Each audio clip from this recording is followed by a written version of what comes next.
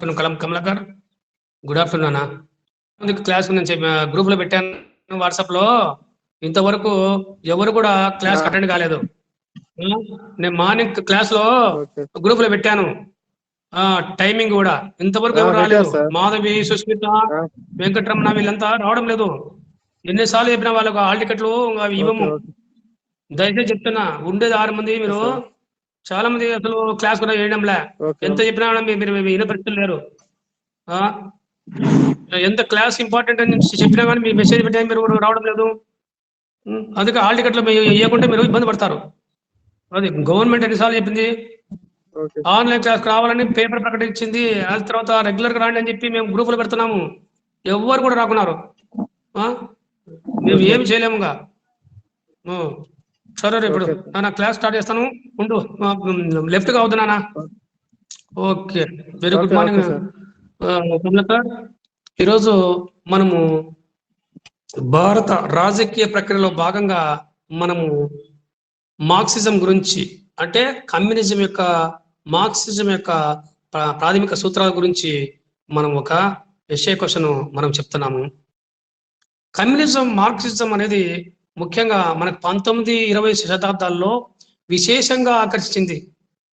మధ్యయుగంలో చాలా దేశాల్లో ఈ యొక్క కమ్యూనిజం అనేది పెట్టుబడిదారి వ్యవస్థ సృష్టించిన అసమానతలు, దోపిడీ, ఈ యొక్క అమానసత్వానికి నిరసనగా ఈ ప్రత్యామ్నాయంగా నిలిచిన ఒక ఉద్యమమే కమ్యూనిజం అని మనం స్పష్టంగా చెప్పవచ్చు. కమ్యూనిజము అనేది లక్ష్యాలు చోటు చేసుకున్న రాజ్యములో హింసను, తర్వాత ఈ యొక్క నిరంకుశ అధికారాన్ని, స్వేచ్ఛల అపహరణ, అలాంటివి అన్నీ జరిగినాయి.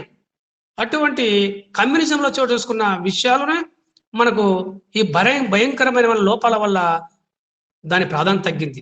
ఎందుకంటే కమ్యూనిజంలో చాలా లోపాలు ఉన్నాయి. ఎందుకంటే రాజ్య హింస జరిగింది, నిరంకుశత్వము, తర్వాత స్వేచ్ఛని అపహరించారు. ఇవన్నీ కూడా లోపాల వల్ల ఈ కమ్యూనిజము యొక్క ప్రాధాన్యత మనకు 19-20 శతాబ్దాల్లో మామూలుగా విశేషంగా ఆకర్షించింది. ఆ తర్వాత తగ్గిపోయిందని చెప్పి మనము చెప్పవచ్చు.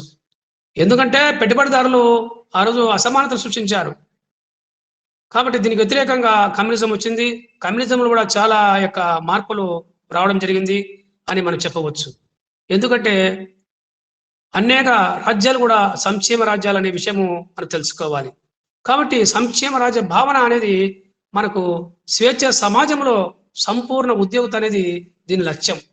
సంపూర్ణ ఉద్యోగత, స్వేచ్ఛ యొక్క సమాజంలో దీని యొక్క ముఖ్యమైన ఉద్దేశం అని చెప్పవచ్చు. కాబట్టి ప్రపంచంలో 2 విభిన్న కూటములు ఉన్నాయి. ఒకటి పెట్టుబడిదారి కూటమి సామ్రాజ్యము, రెండవది కమ్యూనిస్టు సమాజం అని మనం స్పష్టంగా చెప్పవచ్చు. ఎందుకంటే వలసవాదము, నియంత్రణ పాలన మరియు సామాజిక రుగ్మత, ఈ యొక్క మారణాయుధాల పోటీ, సైనికులు, శక్తులు, రాజ్యాలు ఏలుతున్న ఆ సమయంలో ఈ యొక్క కమ్యూనిజం అనేది రావడం జరిగింది. ఎందుకంటే 2 కూటములు ఆ రోజు ఆ యొక్క మధ్యయుగంలో ఉన్నది. పెట్టుబడిదారి సామ్రాజ్యవాదము, 2 కమ్యూనిస్టు ఈ యొక్క సమాజం అని చెప్పవచ్చు. కాబట్టి మార్క్సిజం యొక్క ప్రాథమిక సూత్రాల గురించి మనము చెప్పుకున్నట్లయితే ముఖ్యంగా శాస్త్రీయ కమ్యూనిజం మార్క్స్ అని దీని అంటారు. ఈ యొక్క మార్క్సిజం ఏమంటామంటే ఈ యొక్క శాస్త్రీయ సామ్యవాదం అని, తర్వాత కమ్యూనిజం అని, మార్క్సిజం అని చాలా పేర్లు ఉన్నాయి ఈ యొక్క మార్క్సిజంకు. కావున మనకు కార్ల్ మార్క్స్ ముఖ్యంగా 1818లో జర్మన్లో జన్మించాడు. ఆయన ముఖ్యంగా ఎపిక్యూరస్, తర్వాత ఈ యొక్క డెమోక్రాటిక్, ఇవన్నీ కూడా అతని యొక్క సిద్ధాంతములు చెప్పవచ్చు. ముఖ్యంగా అనేక పరిశోధనలు చేశాడు. అదేవిధంగా 1844లో ఎంగెల్స్ని కలుసుకున్నాడు. ఎంగెల్స్ కలుసుకొని ప్రపంచ కమ్యూనిస్టు యొక్క స్థాపన నిర్మాణంలో సహకారం కావాలని చెప్పి ఆయన ఎంగెల్స్ను అడగడం జరిగింది. ఎంగెల్స్ కూడా సహకారం ఇవ్వడం జరిగింది అని చెప్పవచ్చు. కాబట్టి మార్క్స్ ఐరోపా కార్మిక సంఘాలలో చాలా చురుగ్గా పాల్గొన్నాడు. 1864లో సోషలిస్టు ఉద్యమాల్లో, అంతర్జాతీయ ప్రథమ సంఘ సమావేశాల్లో కూడా కార్ల్ మార్క్స్ పాల్గొనాలని చెప్పి చెప్పవచ్చు. అందుకే దీన్ని ఏమంటాము, మొదటి ఇంటర్నేషనల్ కమ్యూనిస్టు సంఘంగా చెప్పడం జరిగింది.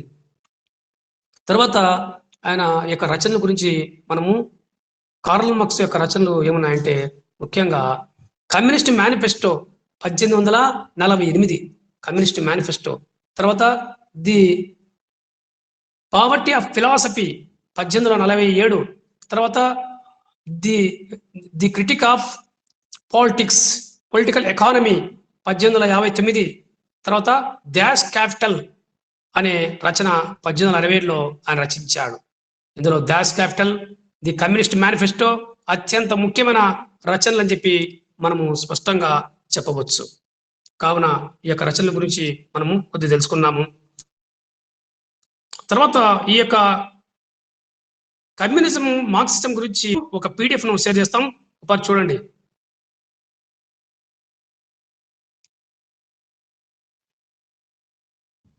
మనం ఇక్కడ తెలుసుకున్నట్టయితే మార్క్సిజం యొక్క ప్రాథమిక సూత్రాలు, మార్క్సిజం అంటే ఏమిటి, మార్క్సిజం యొక్క ప్రాథమిక సూత్రాలు, ఈ యొక్క గతి తార్కికవాదము, తర్వాత చారిత్రక భౌతికవాదము, మిగిలివిల యొక్క సిద్ధాంతము, వర్గ పోరాటము, తర్వాత విప్లవాలు, శ్రామికుల నియంతృత్వము, తర్వాత కమ్యూనిజం అనేది మనము తెలుసుకోవాలి.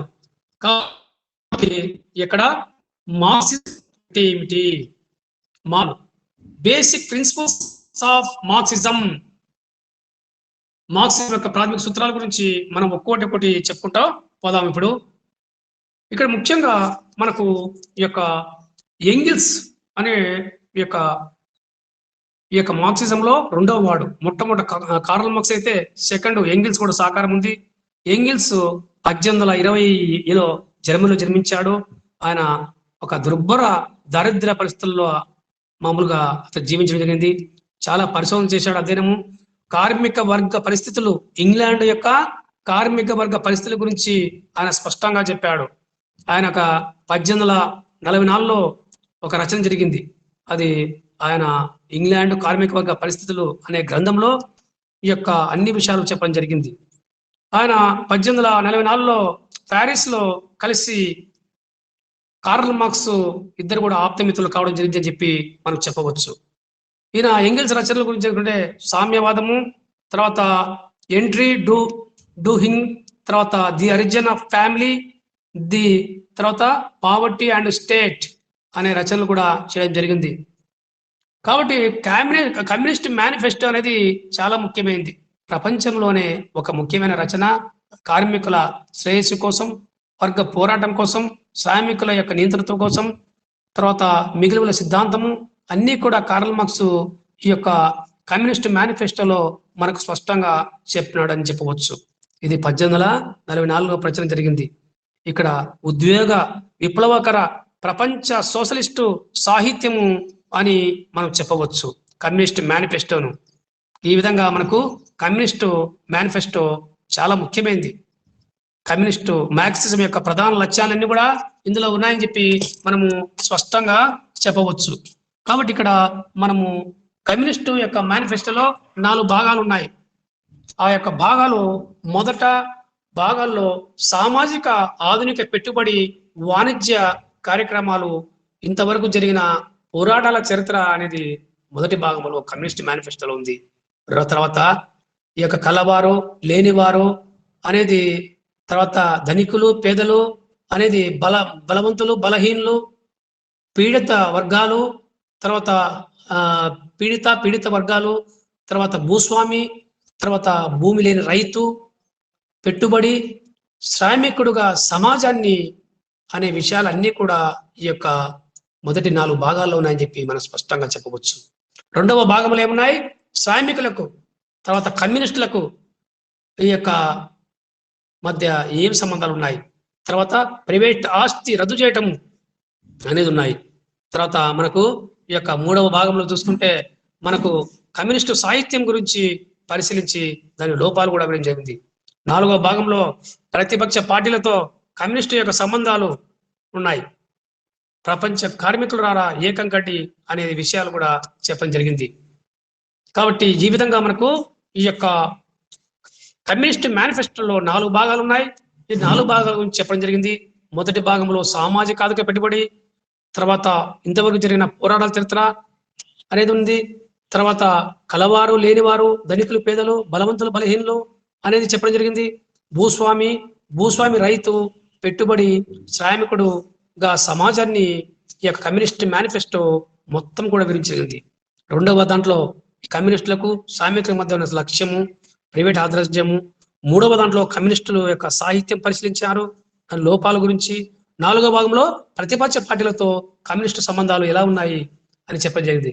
అంటే ప్రపంచ కార్మికులకు రారా ఏకం కండి అనే యొక్క మొట్టమొదటి నినాదము ఆ యొక్క కార్ల్ మార్క్స్ ఆ రోజు ఇంగ్లాండ్ లో పెద్ద యొక్క బహిరంగ సభలో కార్మికులతో పోరాటం గురించి స్పష్టంగా చెప్పడం జరిగింది. కాబట్టి మొట్టమొదటి ప్రాథమిక సూత్రాల్లో, మార్క్సిజం యొక్క ప్రాథమిక సూత్రాల్లో మనం గుర్తించాల్సింది గతి తార్కిక భౌతికవాదం. మార్క్సిజంకు పునాదులు ముఖ్యంగా ఇక్కడ గతి తార్కిక భౌతికవాదం అని చెప్పవచ్చు. మానవ సంబంధాల అంతా వైరుధ్యాల ఫలితము అని చెప్పాడు. ఈ ప్రకృతి ఉంది, మానవ సమాజం ఉంది, మానవుల యొక్క ఆలోచనలు, అభివృద్ధి, సాధారణ నియమాలు ఇవన్నీ కూడా ఉన్నాయని చెప్పి అని చెప్పడింది. ఇవన్నీ గతి తార్కికం. కాబట్టి గతి తార్కికములు ఏమున్నాయి? వాదము, ప్రతివాదం ఉన్నాయి, సమన్వయం ఉన్నాయి. 3 ఉన్నాయి గతి తార్కికంలో. వాదము, ప్రతివాదము, సమనే 3 పదాలు ఉన్నాయి అని చెప్పడం జరిగింది. ఈ యొక్క గతి తార్కిక వాదంలో విరుద్ధ భావాల మధ్య, చర్యల మధ్య రాజీ కుదిరిని ఒక నిరంతర ఈ యొక్క చర్యల సమన్వయమే గతి తార్కిక భౌతికవాదం అని కార్ల్ మార్క్స్ స్పష్టంగా చెప్పడం జరిగింది. కాబట్టి ఇక్కడ మనము ఈ యొక్క గతి తార్కికవాదంలో 3 అంశాలు ఉన్నట్టు చెప్పడం జరిగింది. ఇది భౌతికవాదంలో ముఖ్యంగా భౌతిక పరిస్థితులు, చరిత్ర గమనాన్ని కదిలించే శక్తులని ఆయన స్పష్టంగా చెప్పాడు. అదేవిధంగా భౌతికవాదము మతాన్ని, దైవ బలాన్ని నిరసిస్తుంది. భగవంతుడు మానవుని సృష్టించలేదు, మానవుడే భగవంతుని సృష్టించాడు అనే భావన ఈ యొక్క గతి తార్కిక భౌతికవాదంలో స్పష్టంగా చెప్పడం జరిగింది. కాబట్టి ఆర్థిక ఎన్నికల రంగంలో భౌతిక శక్తులను ప్రవేశపెట్టాడు, కార్ల్ మార్క్స్ ప్రవేశపెట్టాడు. కాబట్టి ఆర్థిక వర్గాల మధ్య సంఘర్షణ అనేది ఈ చరిత్ర అని కార్ల్ మార్క్స్ స్పష్టంగా చెప్పాడు. ఆర్థిక వర్గాల మధ్య ఈ సంఘర్షణ ఆయన స్పష్టంగా చెప్పాడు. కాబట్టి వాదము, ప్రతివాదము, సమన్వయం అనేది ఆర్థిక వర్గాలే అని కార్ల్ మార్క్స్ చెప్పాడు. కాబట్టి వర్గరహిత సమాజం ఏర్పడింది. వీటి వలన గతి తార్కిక భౌతికవాదం వలన వర్గరహిత సమాజం ఏర్పడిందని చెప్పి ఆయన స్పష్టంగా చెప్పాడు. తర్వాత సెకండ్ ఏముంది? చారిత్రక భౌతికవాదము. చారిత్రక భౌతికవాదం అనేది కమ్యూనిస్టులకు గొప్ప విజయం. రాజకీయ నిర్మాణాలు అనేవి ఆర్థిక శక్తులపై ఆధారపడి ఉంటాయని చెప్పి, ఆర్థిక పునాదిపై ఉంటాయని చెప్పి నిర్మించిన ఒక ఉన్నత శిఖరాలని కార్ల్ మార్క్స్ చెప్పాడు. కాబట్టి రాజకీయ నిర్మాణాలు అనేది ప్రజాస్వామ్య రాజ్యాల్లో రాజకీయ నిర్మాణాలు అనేది ఆర్థిక శక్తులపై ఉన్న ఒక ముఖ్యమైన నిర్మించిన ఉన్నత శిఖరాలని చెప్పడం జరిగింది. అదేవిధంగా గతి తార్కిక భావన భౌతిక అనేది ఈ సూత్రాల్లో పరిణితికి వర్తింప చేయడం చాలా, అంటే చారిత్రక భౌతికవాదం అనేది ముఖ్యంగా ఆర్థిక స్థితిగతులే చారిత్రక విషయాలు నిర్ణయిస్తాయని చెప్పాడు. ఆయన చెప్పిన విషయంలో ఏముంది? ఆర్థిక స్థితిగతులే చారిత్రక విషయాలను నిర్ణయిస్తాయి అని చెప్పాడు. తర్వాత ఉత్పత్తి శక్తులు, భూమి, శ్రమ, తర్వాత సాంకేతిక విజ్ఞానము, తర్వాత రాజకీయ, నైతిక, ఈ యొక్క సైద్ధాంతిక విధము ఇవన్నీ కూడా జీవితానికి పునాది అన్నాడు. అని చెప్పిన విషయాల్లో ఉత్పత్తి శక్తులేవి? భూమి, తర్వాత శ్రమ, సాంకేతిక విజ్ఞానము ఇవన్నీ ఉన్నాయి. ఉత్పత్తి సంబంధాలు, భూస్వామి, రైతు, వీటి మధ్య సంబంధాలు ఏర్పరిచాడు. తర్వాత ఆర్థిక వ్యవస్థకు ఇవన్నీ కూడా పునాది. సామాజిక అంశాలు, రాజకీయ అంశాలు, నైతిక అంశాలు, తర్వాత ఇవన్నీ కూడా సైద్ధాంతిక జీవితానికి పునాదని ఆయన స్పష్టంగా చెప్పడం జరిగింది. అదేవిధంగా శాసనాలు ఉన్నాయి, సంస్థలు ఉన్నాయి, రాజనీతి సూత్రాలు ఉన్నాయి, తర్వాత మత ధర్మాలు ఇవన్నీ కూడా ఈ యొక్క ఆర్థిక ప్రాబల్యం ఉన్న వర్గాల అనుగుణంగా ఉన్నాయని చెప్పిన విషయాలు చూస్తే మనం గమనించినైతే ముఖ్యంగా రాజకీయ, ఆర్థిక మరియు సైద్ధాంతిక వివిధ మత ధర్మాలు, సామాజిక నైతిక విలువలు, ఆర్థిక ప్రాబల్యం ఉన్న వర్గాలకు అనుగుణంగా ఉన్నాయని చెప్పడం జరిగింది. కాబట్టి చరిత్ర పరిణామంలో ఈ యొక్క మతం అనేది ఒక సంకల్పము. కాబట్టి నీతి, మతము, జాతీయత ఇవన్నీ కూడా ఆర్థిక శక్తులని ఆయన చెప్పడం జరిగింది. కాబట్టి మానవ జీవితాన్ని ఇవన్నీ ప్రభావితం చేస్తాయి. నీతి, మతము, జాతీయత ఇవన్నీ కూడా మానవ జీవితాన్ని ప్రభావితం చేస్తాయని చెప్పాడు. దాస్ క్యాపిటల్ లో ఆయన కార్ల్ మార్క్స్ భౌతిక వాదాన్ని మరియు బలపరిచాడు. అదేవిధంగా పెట్టుబడిదారుని అదనపు విలువ దోపిడిని గురించి ఆయన స్పష్టంగా విశ్లేషించాడని మనం చెప్పవచ్చు. ఈ విధంగా కార్ల్ మార్క్స్ చారిత్రక భౌతికవాదం గురించి మనకు స్పష్టంగా చెప్పడం జరిగింది. కాబట్టి ఈ విధంగా ఆయన గతితారిక భౌతికవాదం చెప్పాడు. ఆ తర్వాత మనకు చారిత్రక భౌతికవాదం గురించి కూడా మనకు చెప్పడం జరిగిందని మనం చెప్పవచ్చు. ఆ తర్వాత మనకు చెప్పిన నెక్స్ట్ విషయాన్ని చూస్తే మనకు ఒక 3వ అంశము గురించి మనం తెలుసుకోవాలి. ఈ 3వ అంశం ఏంటంటే మిగులు విలువ సిద్ధాంతము. మిగులు విలువ సిద్ధాంతము అంటే మనకు రికార్డో శ్రమ విలువ సిద్ధాంతాన్ని విస్తృతపరిచాడు. కాబట్టి మిగులు విలువ సిద్ధాంతాన్ని విలువకు సృష్టించడమే మూలమే శ్రమశక్తి అని చెప్పడం జరిగింది. అంటే ఏమి? మిగులు విలువ అంటే ఏమి? శ్రామికుడు తాను జీవించడానికి సామాజికంగా అవసరమైన దానికంటే ఎక్కువ ఉత్పత్తి చేసినా దాని విలువ అని చెప్పడం జరిగింది. కాబట్టి శ్రామికుడు కొద్దిపాటి జీవన వేతనాన్ని ఆయన పొందుతున్నప్పుడు వేతనాలకు మించి లభించే సంపాదన ఆ యజమాని అనుభవిస్తున్నాడు అని చెప్పడం జరిగింది. కాబట్టి పెట్టుబడిదారి యొక్క వర్గములో, యాజమాన్యంలో ఈ యొక్క పెట్టుబడిదారికి కార్మికుని యొక్క ముడి సరుకులకు, యంత్రాలు, ఉపయోగము, వస్తోత్పత్తి ఇవన్నీ కూడా మారక విలువకు సంబంధించింది. కాబట్టి పరిశ్రమలకు మరి కార్మికులకు ఇచ్చే వేతనాల కంటే అధికము. ఈ మారకపు విలువ అనేది పరిశ్రమలకు, కార్మికులకు ఇచ్చే వేతనం కంటే అధికమని చెప్పడం జరిగింది. కాబట్టి మనకు వస్తువుల మారక విలువలకు, కార్మికుల శ్రమకు ఇచ్చిన వేతనాల కంటే ఉన్న తేడానే మిగులు విలువ. ఒకటి గమనించాలి. ఇక్కడ ఏంటంటే వస్తువుల మారకపు విలువకు, కార్మికుల శ్రమకు ఇచ్చిన వేతనాలకున్న ఆ యొక్క తేడానే మిగులు విలువ అని స్పష్టంగా చెప్పవచ్చు. కాబట్టి పెట్టుబడిదారుడు శ్రామికుని మిగులు విలువను దోచుకుంటున్నాడు. వాళ్లకు సరైన వేతనం ఇవ్వడం లేదు. ఆ పని కంటే ఎక్కువ చేస్తున్నారు, సరైన వేతనం ఇవ్వడం లేదు. వస్తూత్పత్తి వాళ్ళు పెంచుతున్నారు, అయినా వేతనం ఇవ్వడం లేదు. కాబట్టి వేతనాలు చాలా, కార్మికులకు ఇచ్చే వేతనాలు చాలా తక్కువ. కాబట్టి ఇక్కడ యజమాని అనిపిస్తున్నాడు, యజమాని మూలధనాన్ని అనిపిస్తున్నాడు అని చెప్పడం జరిగింది. తర్వాత మనకు పెట్టుబడి కేంద్రీకరణ అనేది ఒకటి ఇచ్చాడు. పెట్టుబడి కేంద్రీకరణ అంటే పెట్టుబడి దేశాల మధ్య పోటీ అనివార్యం, పోటీ ప్రపంచం.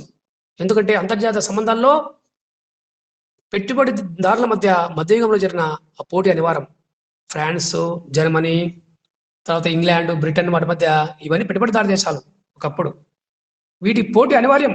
మొదటి ప్రపంచ యుద్ధ కాలంలో, రెండో ప్రపంచ యుద్ధ కాలంలో జరిగిన అనేక పెట్టుబడిదారు దేశాలు ఉన్నాయి. వాటి మధ్య పోటీ అనివార్యమైంది. అంటే సంపదలో కేంద్రీకరించి గుత్తాధిపత్యం అనేది వాళ్ళ చేతిలో ఉండడం, వ్యక్తి యొక్క స్వాతంత్రత అనేది ఆ రోజుల్లో లేదు.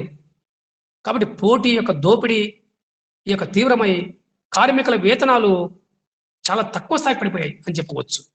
కాబట్టి ఈ యొక్క వినిమయం అనేది తక్కువ స్థాయికి రావడం జరిగింది. కాబట్టి ఈ కూలీలంతా శ్రామిక వర్గములో కలిసిపోయారు. శ్రామిక సంఘాల్లో కూలీలు కలిసిపోవడం జరిగిందని మనం స్పష్టంగా చెప్పవచ్చు. కావున ఇక్కడ మనకు కూలీలు శ్రామిక వర్గంలో విలీనం కావడం అనేది ఈ యొక్క పెట్టుబడి కేంద్రీకరణలో ముఖ్య భాగమని చెప్పవచ్చు. తర్వాత మనకు వర్గ పోరాటం అనేది మనకు మార్క్సిజం యొక్క ప్రాథమిక మామూలుగా 5వ పాయింట్ ఐదవ విషయము వర్గ పోరాటం. సివిల్ వార్ అంటారు దీన్ని. సెయింట్ సైమన్ తర్వాత కార్ల్ మార్క్స్ ముందే సెయింట్ సైమన్ తర్వాత ఈ యొక్క గైతాట్ అనేవారు ముందే దీని గురించి వర్గ పోరాటం గురించి చెప్పినట్టు మనకు స్పష్టంగా చెప్పమంది.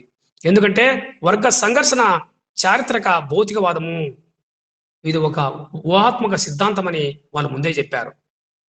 ఆదిమ సమాజాల విచ్ఛితి తర్వాత ఆర్థిక వర్గ సంఘర్షణ ఈ చరిత్ర అంతటా వ్యాపించింది. రెండో ప్రపంచ యుద్ధం తర్వాత ఆర్థిక వాదము విశ్వవ్యాప్తమైంది. మధ్యయుగంలో పెట్టుబడిదారి యొక్క సమాజంలోనే ఆర్థిక సంఘర్షణ జరిగిందని చెప్పడం జరిగింది. కాబట్టి ఈ సామాజిక మార్పు అనేది రెండో ప్రపంచ యుద్ధంలో జరిగింది. వర్గ పోరాటాలే ఒక ఉన్నత దశకు ఇవి మామూలు రావడం జరిగింది. కాబట్టి పీడితులు, పీడించేవారు, తర్వాత యజమానులు, శ్రామికులు రెండు వర్గాలుగా రావడం జరిగింది. కాబట్టి ఇంతవరకు జరిగిన చరిత్ర అంతా కూడా వర్గ పోరాటాల చరిత్ర అని చెప్పి వాళ్ళు స్పష్టంగా చెప్పారు. కాబట్టి పీడితులు, పీడించేవారు, తర్వాత యజమానులు, శ్రామికులు అనే రెండు వర్గాలు ఏర్పడడం జరిగింది. ఈ విధంగా ఇంతవరకు జరిగిన చరిత్ర అంతా వర్గ పోరాటాలే. యజమాని, బానిస, తర్వాత ఈ యొక్క కులీనుడు, సామాన్యుడు, తర్వాత భూస్వామి, రైతు, కూలి, ఈ యొక్క పీడితుడు, యజమాని మధ్య నిరంతరము వైవిధ్యం జరుగుతుందని చెప్పి చెప్పడం జరిగింది. ఈ విధంగా వర్గ పోరాటము అనేది మనము ఇప్పుడు తెలుసుకున్నాం. తర్వాత ఇక్కడ వ్యక్తిగత ఆస్తి అనేది ఈ యొక్క సమాజంలో రెండుగా విభజించాడు. రెండుగా సమాజం విభజించింది. సమాజంలో ఉన్నది మొట్టమొదటిది వ్యక్తిగత ఆస్తి. మధ్యయుగంలో ఐరోపాలో ఈ యొక్క మామూలుగా భూస్వాముల ప్రయోజనాల కోసం ఈ కౌలుదారుకు వ్యతిరేకంగా ఇది ఏర్పడింది. కాబట్టి ఇప్పుడు పెట్టుబడిదారు వర్గము శ్రామిక వర్గానికి వ్యతిరేకమైంది అని మనం స్పష్టంగా చెప్పవచ్చు. కాబట్టి సంపద కొద్ది మందిలో కేంద్రీకృతం కావడం అనేది జరిగింది.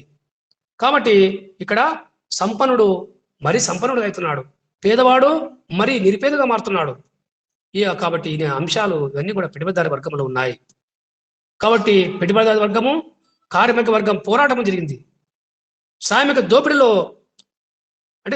దోపిడీ వలన శ్రామిక వర్గము విజృంభించిందని చెప్పి మొట్టమొదటిగా మనం చెప్పవచ్చు.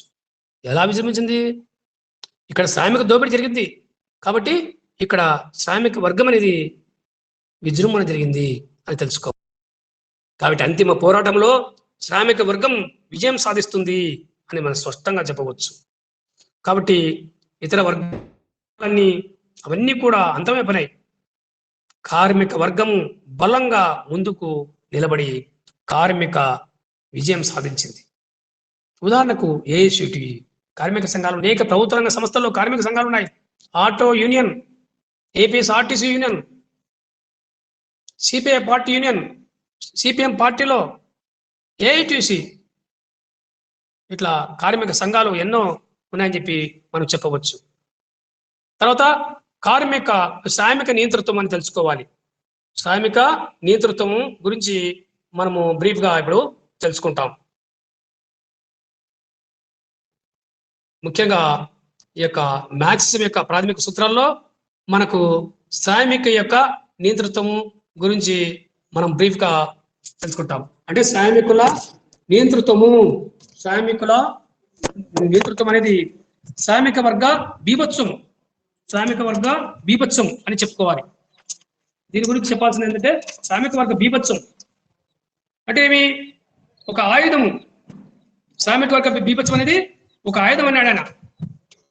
ఒక ఆయుధం అని చెప్పడం జరిగింది. కాబట్టి మనకు శ్రామిక వర్గ నియంతృత్వంలో ట్రాట్స్కీ ఏం చెప్పాడు? ట్రాట్స్కీ మనకు విప్లవాల ఫలితంగా సంరక్షించడానికి శ్రామిక వర్గ నియంతృత్వము ప్రతివాదమే. కాబట్టి శ్రామిక వర్గ నియంతృత్వము ప్రజాభిప్రాయంకు లోబడి ఎన్నికైన సంఘాల ద్వారా అధికారాన్ని అమలు చేస్తుందని ఆయన స్పష్టంగా చెప్పాడు. కాబట్టి శ్రామిక నీతుల గురించి తెలుసుకోవాలంటే ముఖ్యంగా మనకు ట్రాట్స్కీ చెప్పిన విషయం ఏంటంటే శ్రామిక వర్గ బీభత్సం ఒక ఆయుధం అని చెప్పాడు. ఒక ఆయుధం. కాబట్టి శ్రామిక వర్గ నీతులు అనేది ప్రజాభిప్రాయానికి లోబడి ఎన్నికైన సంఘాల ద్వారా చేస్తుందని చెప్పి ఆయన మనకు చెప్పడం జరిగింది. కాబట్టి శ్రామిక వర్గ యొక్క నేతృత్వం అనేది చాలా మనకు సమాజంలో ముఖ్యమైనదని చెప్పి చెప్పవచ్చు. కాబట్టి ఈ యొక్క నెక్స్ట్ పెట్టుబడిదారి సమాజం. పెట్టుబడిదారి యొక్క సమాజం గురించి మనం తెలుసుకున్నట్లయితే పెట్టుబడిదారి సమాజము కమ్యూనిస్టు సమాజమునకు పరిణామ భావంగా ఉంది. అంటే కార్మిక నియంతృత్వం అనేది ఏర్పడింది, ఒక రాజకీయ సమాజం ఏర్పడింది అని చెప్పి చెప్పవచ్చు. బూర్జువా వర్గాలను తర్వాత అణిచివేసే ఈ కాలంలో కార్మిక నియంతృత్వ అనేది రావడం జరిగింది. రాజ్యాన్ని ఉత్పత్తి సాధనాలకు తన చేతుల్లో ఉంచుకుంది. కాబట్టి సామ్యవాద సమాజ స్థాపనలో ఆ తర్వాత శ్రామిక వర్గ నియంతృత్వము అవసరం ఉండదు అని మనం స్పష్టంగా చెప్పవచ్చు. కాబట్టి ఆ పనిని బట్టి వేతనము ఈరోజు భారత సుప్రీంకోర్టు, హైకోర్టు కూడా కార్మికులకు ఈ పనిని బట్టి వేతనం అని చెప్పి చాలా ప్రభుత్వ రంగ సంస్థల్లో తర్వాత అన్ని సంస్థల్లో చెప్పడం జరిగింది. ఇలా రకరకాలుగా మార్పు రావడం జరిగింది.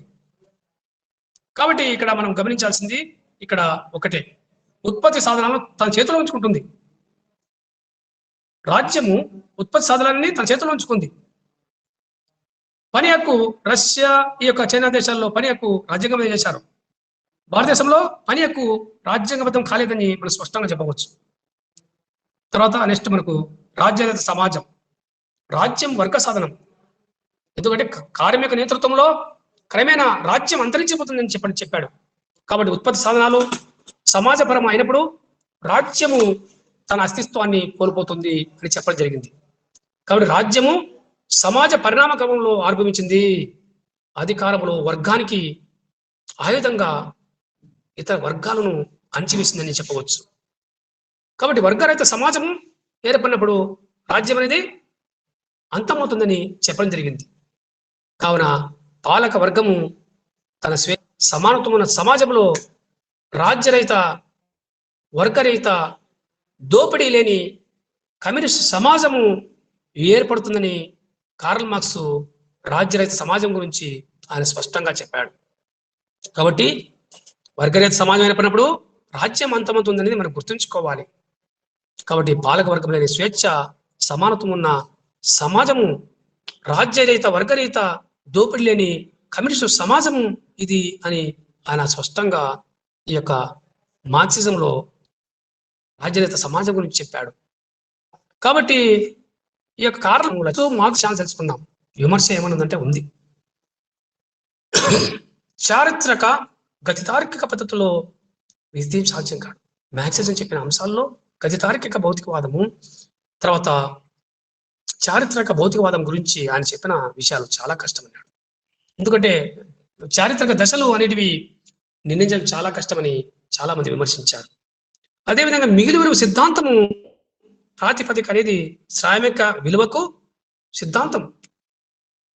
కాబట్టి చారిత్రక భౌతికవాదం అనే అసంపూర్ణ భావం అని చాలా మంది చెప్పారు. కానీ చరిత్ర గమనం అనేది ఒక సంఘటన అంటే ఆర్థిక కారణాల వల్ల కాదు కదా.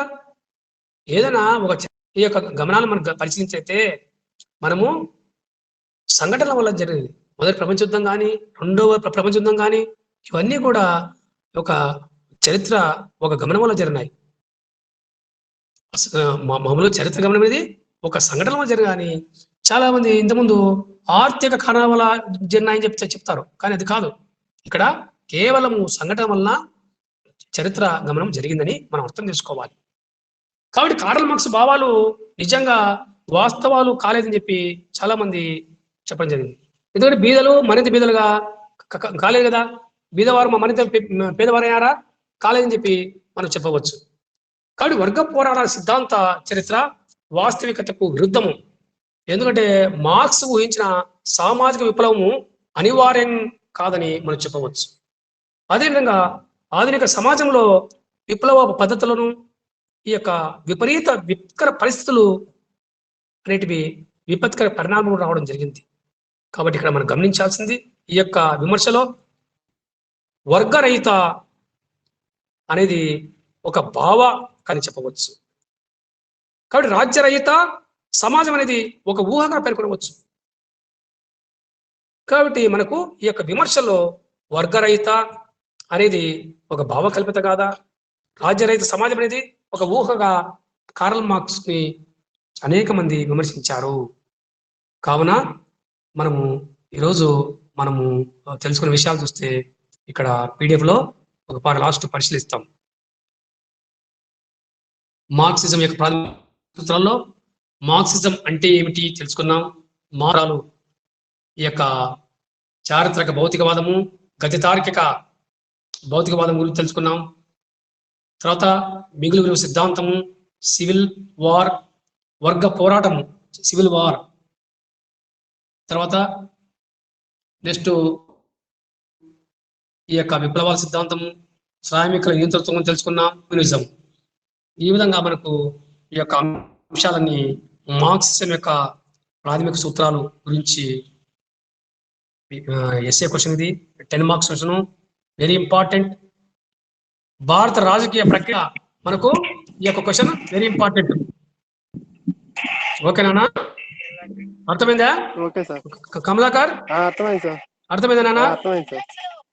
మార్క్సిజం సూత్రాలు, కమ్యూనిజం ప్రాథమిక సూత్రాలు అనేది ఎస్ఏ క్వశ్చన్. ఇది వెరీ ఇంపార్టెంట్, 10 మార్క్స్ క్వశ్చన్.